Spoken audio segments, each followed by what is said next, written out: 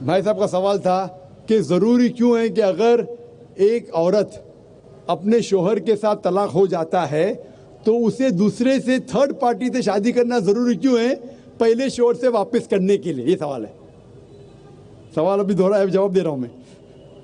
ये लोगों को गलत फहमी है कि अगर मियाँ बीवी का तलाक होता है और अगर वो फिर से शादी करना चाहते हैं, ये गलत फहमी है लोगों की कि उसको तीसरे से शादी करना फ़र्ज़ है।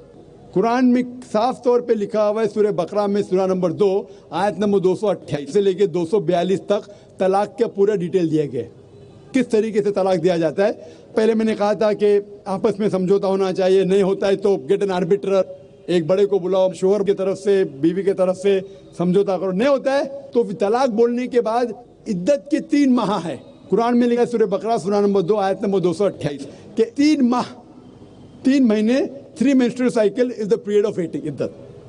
3 महीने के बाद द डिवोर्स इज कंप्लीटेड। लेकिन 3 महीने के दरमियान अगर मियाँ बीवी वापस में रुजू होना चाहते तो हो सकते, तलाक नहीं होता है। लेकिन अगर 3 महीने तक रुजू नहीं होते और अलग हो जाते और 1 साल बाद उन्हें ख्याल आता है अरे हमने गलत किया, हम फिर से शादी करना चाहते, तो कुरान की आयत है सूरह बकरा सूरा नंबर 2 आयत number 232, do not prevent the women from marrying the former husband. आप औरतों को अपने पुराने शोहर से शादी करने से मत रोकिए। तो वो औरत फिर से अपने पहले शोहर से शादी कर सकती है, लेकिन नया निकाह नया मेहर, न्यू मैरिज न्यू मेहर। No no no, what you are saying is a misconception. I will come to it. लोग समझते हलाला की जरूरत है, हलाला जैसी कोई चीज कुरान में है नहीं, उसके ऊपर आऊंगा। लेकिन फिर से शादी करने के बाद फिर से इन लोग जिंदगी बसर करते, 3-4 साल बाद फिर से कुछ नाइत्तेफाकी होती है, फिर से तलाक। वही तरीके से समझौता करो, बड़े को लेके आओ, तलाक बोलो, 3 माह रुको, फिर जाओ। फिर से 2 साल बाद याद आता है नए वापिस से रहेंगे, फिर से शादी कर सकते, फिर निकाह, फिर मेहर, फिर से झगड़ा होता है।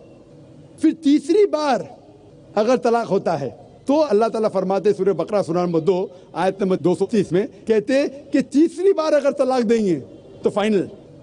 इसके बाद आप फिर से मियाँ बीवी ने, जब तक आप थर्ड को नहीं मैरी करें। इसमें क्यों? ये शादी ब्याह गुड्डा गुड्डी का खेल थोड़ी है। बचपन में गुड्डा गुड्डी का खेल में शादी करो फिर से तलाक दो, एक दिन में 10 बार शादी कर सकते, बराबर ना। ये जिंदगी गुड्डा गुड्डी का खेल थोड़ी है।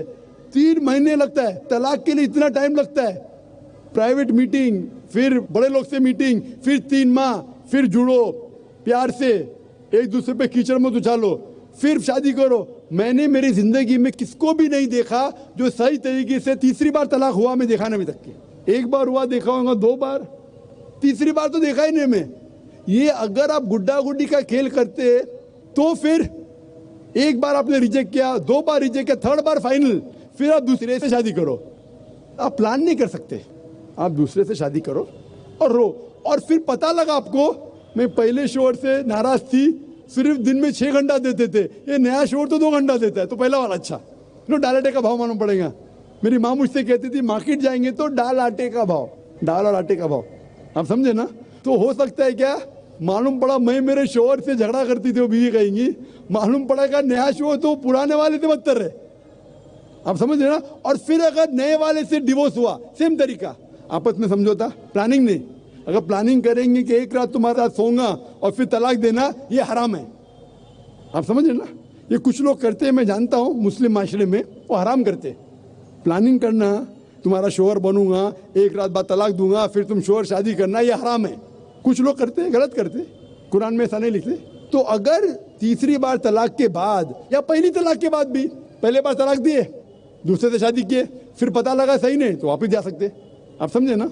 तो ये जो है ज़रूरी है थर्ड पार्टी के पास जाना, अगर 3 बार सही तरीके से तलाक हो तो इस्लाम में इतनी छूट है माशाअल्लाह, और इतना सही मजहब है, it's the most practical way of life.